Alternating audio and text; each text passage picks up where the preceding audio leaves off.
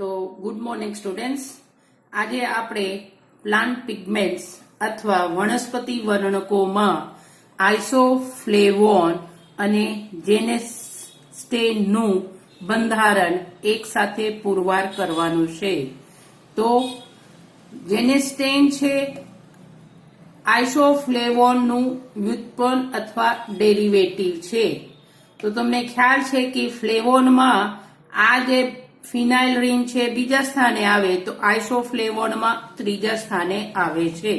હવે જેનેસ્ટેનમાં આઇસોફ્લેવોન કરતા એમાં 3 હાઇડ્રોક્સી સમૂહ વધારે છે.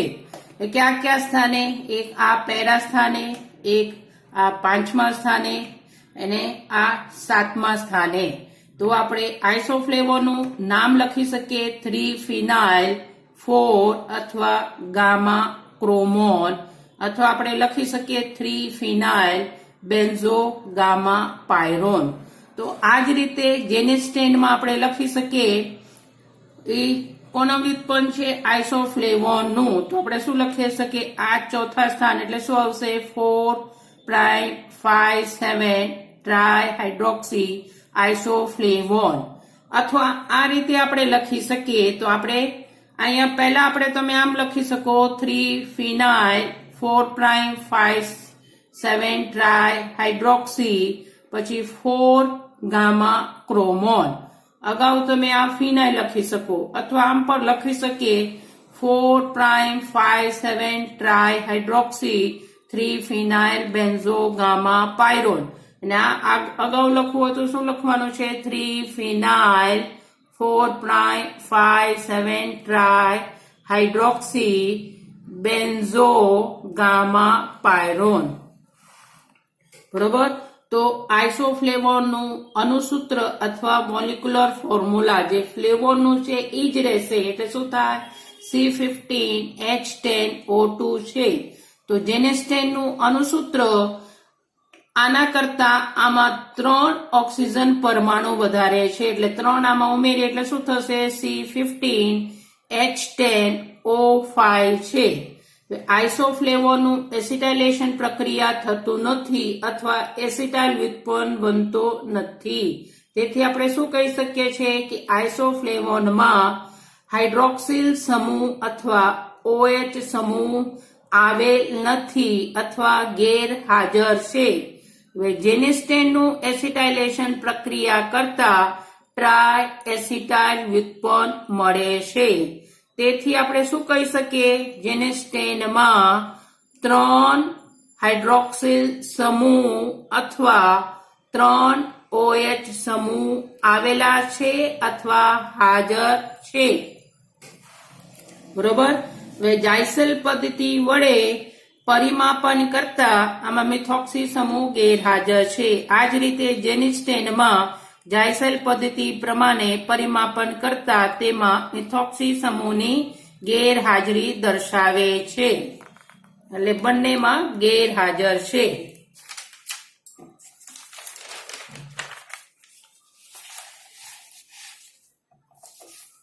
મુદ્દા નંબર 4, જે મોટા ભાગના બધામાં હોય છે 4. તો આઇસોફ્લેવોનનું KOH સાથે પિગલન કરતા એમાંથી શું મળે છે? ફિનોલ અને ફિનાઇલ એસિટિક એસિડ મળે છે. આ મળે છે ફિનોલ અને એસિટિક એસિડ. તો જેનેસ્ટેનનું KOH વડે પિગલન, ગલન અથવા ફ્યુઝન કરતા આમાં શું કરવાનું છે? 2 OH ઉમેરી દેવાનું છે. એટલે શું મળશે? ફ્લોરોગ્લુસિનોલ. અને આ નિપજમાં અહીંયા એક OH ઉમેરવાનું છે. એટલે શું મળશે? પેરા હાઇડ્રોક્સી ફિનાઇલ એસિટિક એસિડ. આ નિપજ મળે. બરોબર. Para hydroxy. તો આ નિપજ ઉપરથી આઇસોફ્લેવોનનું બંધારણ નીચે પ્રમાણે હોવું જોઈએ. તો આ છે એનું બંધારણ. જેનેસ્ટેનનું બંધારણ નીચે પ્રમાણે હોવું જોઈએ. તો આ છે એનું બંધારણ. મુદ્દા નંબર 5, આઇસોફ્લેવોનનું આલ્કોહોલીય KOH વડે જળ વિભાજન કરવાથી માંથી benzyl, ortho, hydroxy, phenyl, ketone અને ફોર્મિક એસિડ મળે છે. આ નિપજ જે છે બેન્ઝાઇલ, ઓર્થો, હાઇડ્રોક્સી, કીટોનનું, ફિનાઇલ કીટોનનું જળ વિભાજન, ફિનાઇલ કીટોનનું ફિનાઇલ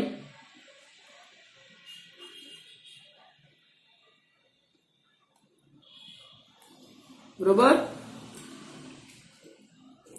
તો આ જે નિપજ છે બેન્ઝાઇલ, ઓર્થો, હાઇડ્રોક્સી, ફિનાઇલ કીટોનનું જલીય કેવેચ વડે જળ વિભાજન કરવાથી જે આમાં જે ગલન કરીએ કેવેચ વડે જે નિપજ મળે એ જ મળશે. તો શું મળશે? ફિનોલ અને ફિનાઇલ એસિટિક એસિડ આ નિપજ મળે. તો આ જ રીતે જેનેસ્ટેનનું આલ્કોહોલિક કેવેચ વડે જળ વિભાજન કરતા એમાંથી શું મળે છે? શું કરવાનું છે? આમાં અહીંયા એક OH ઉમેરવાનું છે. તો પેરા હાઇડ્રોક્સી, બેન્ઝાઇલ અને આ બે OH એટલે શું આવશે? 2,4,6 ટ્રાય હાઇડ્રોક્સી, ફિનાઇલ, કીટોન અને ફોર્મિક એસિડ કોમન મળશે. ફોર્મિક એસિડ મળે છે. આ જે નિપજ છે para hydroxy, benzyl, 2,4,6 tri hydroxy, phenyl, ketone નું ફરીથી જલીય કેવેચ વડે જળ વિભાજન કરતા તો આમાં જે મળે છે કેવેચ સાથે પિગલન કરતા અથવા તો શું મળશે? ફ્લોરોગ્લુસિનોલ અને પેરા હાઇડ્રોક્સી ફિનાઇલ એસિટિક એસિડ આ બે નિપજ મળે.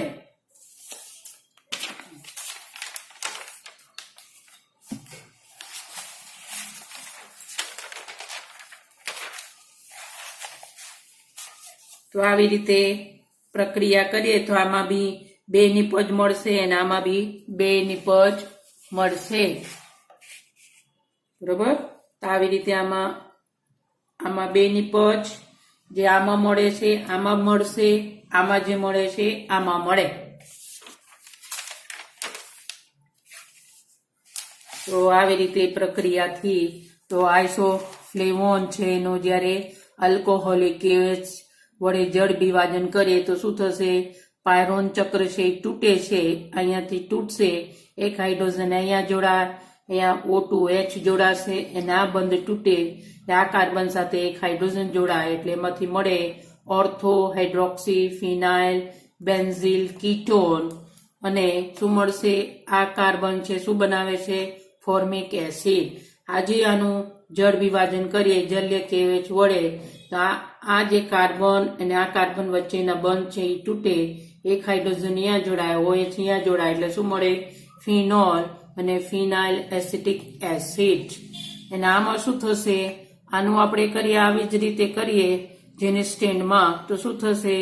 આલ્કોહોલિક કેવેચ વડે જળ વિભાજન કરતા તો પાયરોન ચક્ર તૂટશે, એક હાઇડ્રોજન અહીંયા આ કાર્બન સાથે O2H, આ બંધ તૂટે એટલે એક હાઇડ્રોજન છે આ કાર્બન સાથે જોડાય એટલે શું મળશે? આમાં OH આ એક અને આ બે OH ઉમેરવાનું છે એટલે શું આવે? Para hydroxy, benzyl, 2,4,6 tri hydroxy, phenyl, ketone અને આ તો કોમન છે બંનેમાં, આમાં બી મળશે, આમાં ફોર્મિક એસિડ. નાજુ હજી એનું જલીય કેવેચ વડે જળ વિભાજન કરે તો આ બંધ તૂટે, એક હાઇડ્રોજન અહીંયા અને OH અહીંયા તો શું મળશે? ફ્લોરોગ્લુસિનોલ ને પેરા હાઇડ્રોક્સી ફિનાઇલ એસિટિક એસિડ. તો ઉપરોક્ત પુરાવા પરથી આઇસોફ્લેવોનનું બંધારણીય સૂત્ર નીચે પ્રમાણે છે. તો આ છે એનું બંધારણીય સૂત્ર. ઉપરોક્ત પુરાવાઓને આધારે જેનેસ્ટેનનું બંધારણીય સૂત્ર નીચે પ્રમાણે છે. તો આ છે જેનેસ્ટેનનું બંધારણીય સૂત્ર. લાસ્ટ મુદ્દા આઇસોફ્લેવોનનું આ બંધારણીય સૂત્ર તેના સંશ્લેષણથી સાબિત થાય છે. ના છે સ્પાર્ક 8R1930.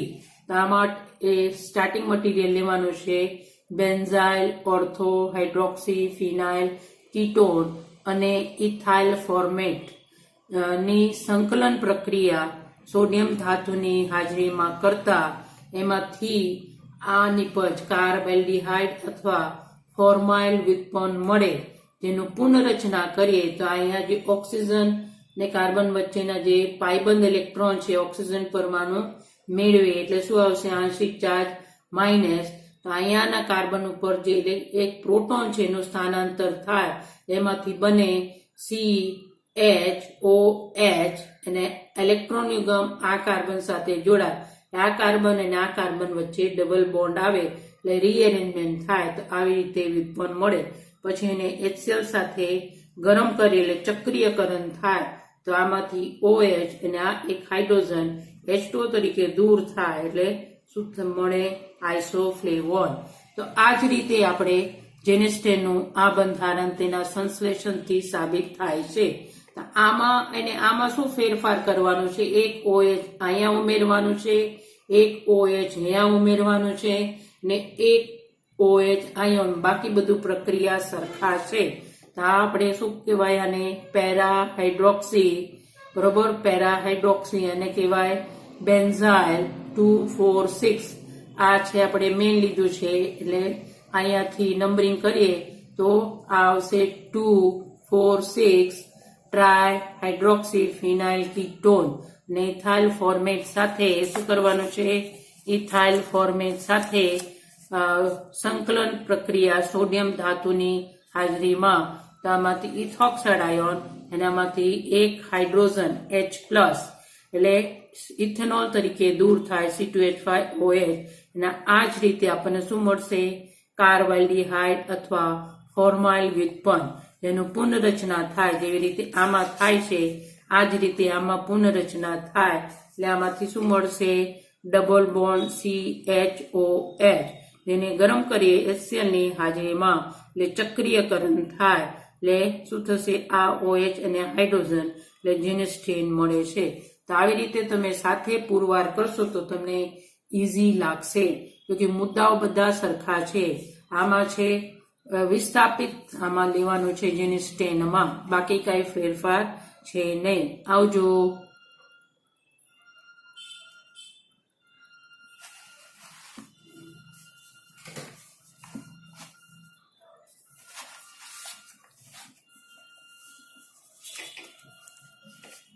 તો એને આઇસોફ્લેવોન અને જેનેસ્ટીનમાં ખાલી સંશ્લેષણમાં ફેરફાર શું કરવાનો છે? આમાં વિસ્થાપિત લેવાનું છે.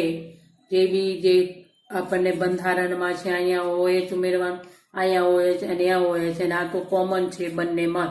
બાકી બધી રાસાયણિક પ્રક્રિયા સરખા છે, ખાલી ફેરફાર આ 3 OH માં થશે. તો આવી રીતે તમે એક સાથે પુરવાર કરશો તો તમને ઈઝી લાગશે. આવજો.